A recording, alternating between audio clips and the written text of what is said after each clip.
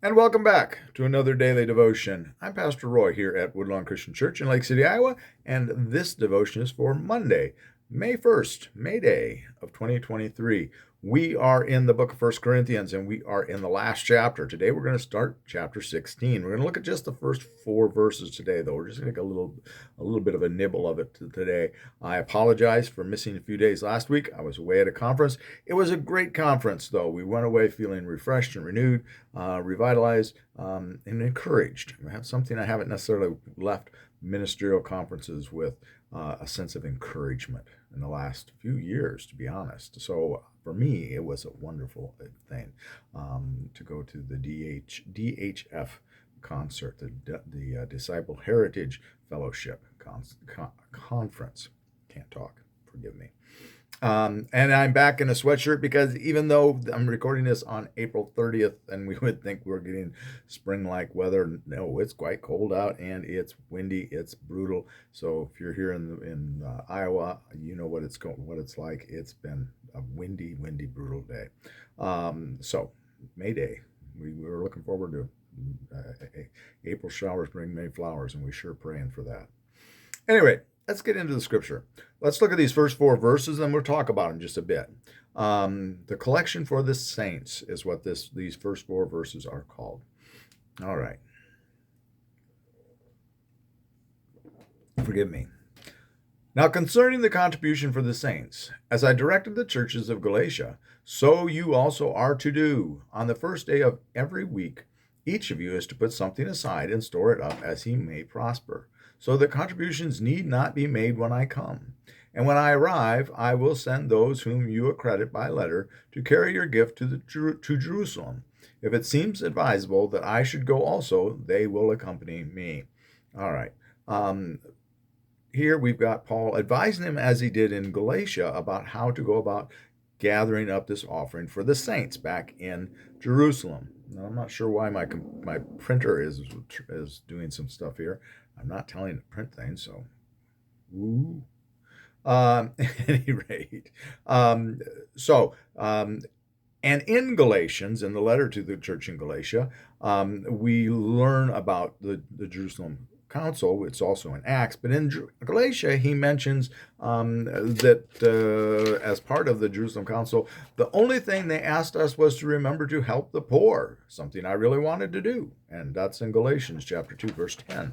And that's talking about, that's Paul's understanding of what came out of the Jerusalem Council, which, as I believe I said when we did our study in Galatians and Acts, Paul, his understanding of the Jerusalem Council seems to be a little at odds at what we have in the other tellings. But at any rate, here Paul is telling them to use some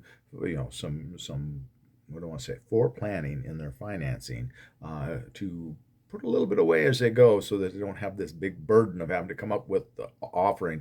Now, this is not a compulsory offering. This is a free will offering.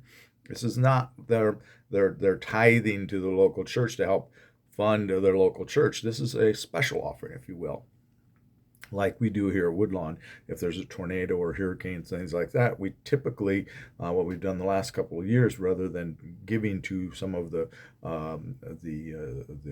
women are gathering money now for Samaritan's Purse for some of the earthquake relief. But what we've done for domestic things, we've founded a local church that was in that area that was affected, and we've sent money to them to either give to people in the community or to help the church repair damage to the church. And I suspect a lot of times it's gone to help to rebuild the church, which is needed. The people need the church. So here, this is a special offering. It's not their normal giving, is the point I want to make out of all of that. But the church in Jerusalem has problems. We see in Acts that they are, as needed, people are selling property to help pay for the folks that are without. And of course, it is a very much a early demonstration of someone trying to do a commune and showing the dangers of trying to do that. That wasn't something that Jesus directed them to do. That was something that came up on their own.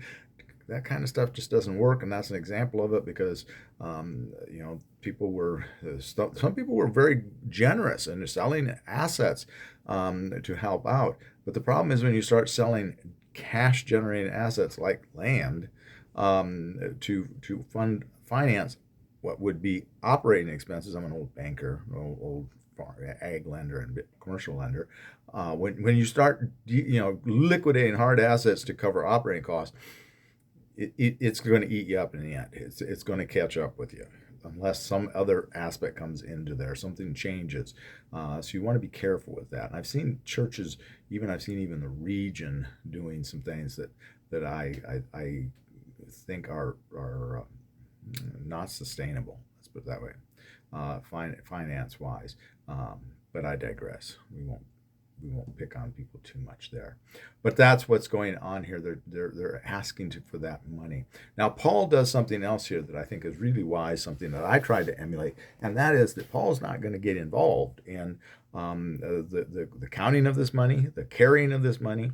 One of the things I try real hard not to do here as the pastor is to see. First of all, I never see what somebody's giving. That's a no-no. I don't want to see that. In the few cases when somebody hands me a check, I try real hard to just get it to somebody else and not not have to look at it. Sometimes they just hand it to you though, and you can't really avoid it. But that's not a good thing to even see the dollar amount. And it's certainly not something you want to hold on to. So you want to make sure you get that check to the appropriate party, as the financial secretary for us here, as quickly as you can. And that's what Paul's doing. He's not going to be the one carrying the cash. They're going to select some folks to take them. Now, if they want him to go with them, he's willing to go along, but he's not carrying the cash, as they say. And he's not counting the cash. That's not what he should do. That's not what he is doing, it appears, at any rate. And that's a good lesson that we should take as a pastor, or even as a church. That is something we should implement to have prudent financial discipline, in that we don't have just one person making deposits. We don't have one person counting cash. We have these checks and balances, but that we keep confidential people's giving. That's nobody's business except for the person giving. And unfortunately, we do have to have the financial secretary or someone else that's logging that for tax purposes. Somebody does have to know that, but that information needs to be very confidential, and it's certainly not something that the pastor should ever be exposed to or privy to. And it's just not a good idea. Best to keep the pastor removed from the finances as much as possible. That's my theory on that anyway. And I was an old banker. I was a banker for 9-10 years, whatever it works out to, between being an ag banker and being at Farmers Home Administration, which was working with ag lending. But that's what I've got for you today. We're at 8 minutes. That's plenty long enough for this bit. Please be a blessing to someone today. And if you would like to share these devotions, or if you gain something from these devotions, please like and subscribe. We'd love to see you back. With that, we'll let you go. Have a blessed day. Thank you very much for dropping by. Bye-bye.